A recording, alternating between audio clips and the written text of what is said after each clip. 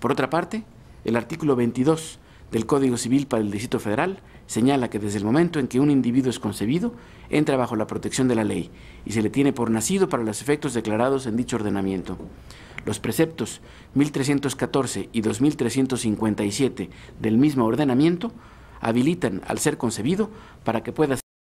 heredero o donatario, de lo que se desprende la protección y reconocimiento que le brinda la ley. ¿Acaso es constitucional decir que un ser humano en gestación tiene derecho a heredar, pero no tiene derecho a vivir? Por todo lo anterior, los artículos impugnados del Código Penal del Distrito Federal son inconstitucionales, porque solo protegen al ser humano concebido no nacido a partir del primer día de la semana 13, contada desde la implantación del embrión en el endometrio, lo que lleva la implícita autorización de matar antes de este momento por el simple consentimiento de la madre.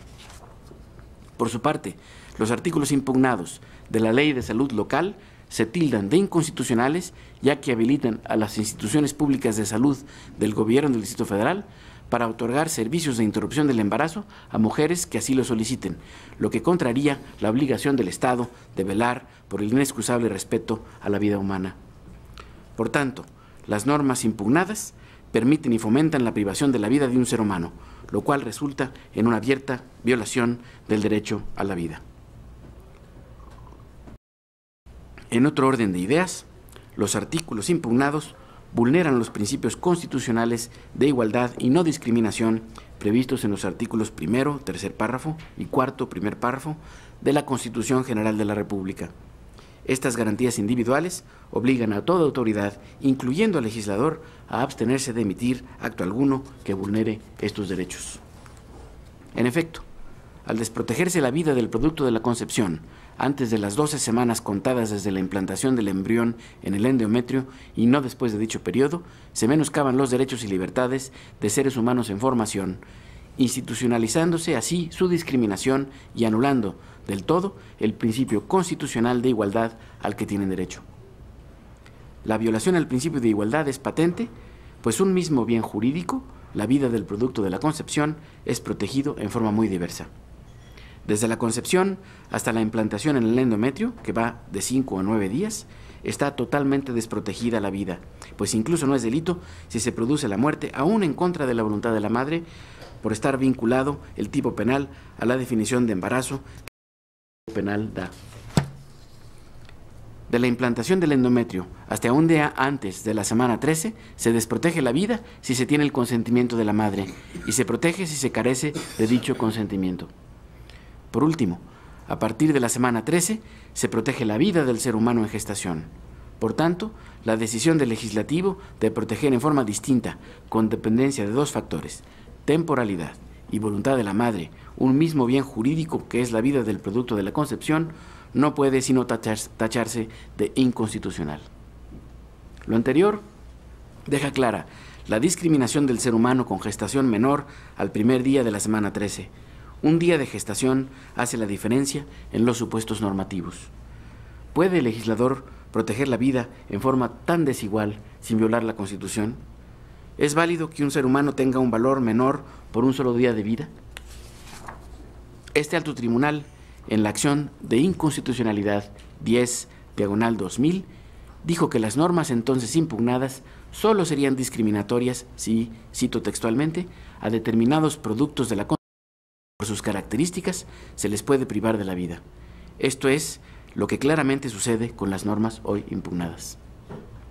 En otro orden de ideas, las normas impugnadas del Código Penal para el Distrito Federal violan el principio de exactitud de la ley penal que abarca a la Constitución misma de los tipos penales y de las penas, tal y como lo ha resuelto el Pleno de esta Honorable Suprema Corte de Justicia de la Nación. En efecto, los términos de la ley penal deben ser claros, precisos y exactos para evitar que se vulneren los derechos ciudadanos. En el caso concreto, y considerando que de acuerdo a la ciencia médica existen diferentes métodos para determinar el número de semanas de gestación del producto de la concepción,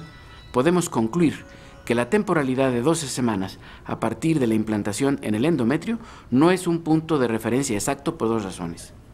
Primero, el tiempo que transcurre de la concepción a la implantación en el endometrio varía de caso en caso y va de los 5 a los 9 días. y una vez ocurrida la implantación, no se puede determinar con exactitud médica cuándo sucedió.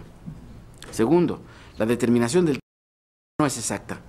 de forma que bajo un procedimiento médico se podría sostener, por ejemplo, que el embarazo tiene 11 semanas y días, mientras que en otro podría sostenerse que se exceden las 12 semanas. Esto puede dar lugar a aplicaciones indebidas de las normas penales y, por ende, estas resultan inconstitucionales. Dicha situación genera un grave riesgo al principio constitucional que nos ocupa, en virtud de que el legislador ordinario no previó la forma, métodos, técnicas o estudios específicos que serían la referencia para actualizar el requisito de temporalidad descrito en el tipo penal de aborto, lo cual dependerá la configuración o no del delito. Lo anterior se traduce en que es posible que se sancione a los autores de dicho delito por haberse calculado, mediante una técnica determinada, que se sobrepasan las 12 semanas de gestación, a pesar de que puede haber otros estudios que avalen que aún no se sobrepasa este periodo de tiempo, generando la posibilidad de sancionar a los que no actualicen con su conducta el tipo penal o, en su caso, dejar impunes a quienes sí lo hagan. En otro orden de ideas,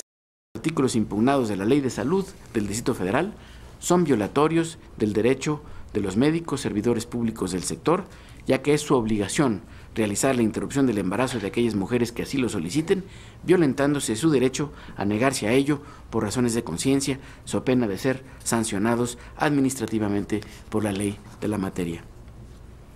Por último, es incorrecto lo sostenido por la Asamblea Legislativa del Distrito Federal en el sentido de que tienen facultad para legislar sobre salubridad general.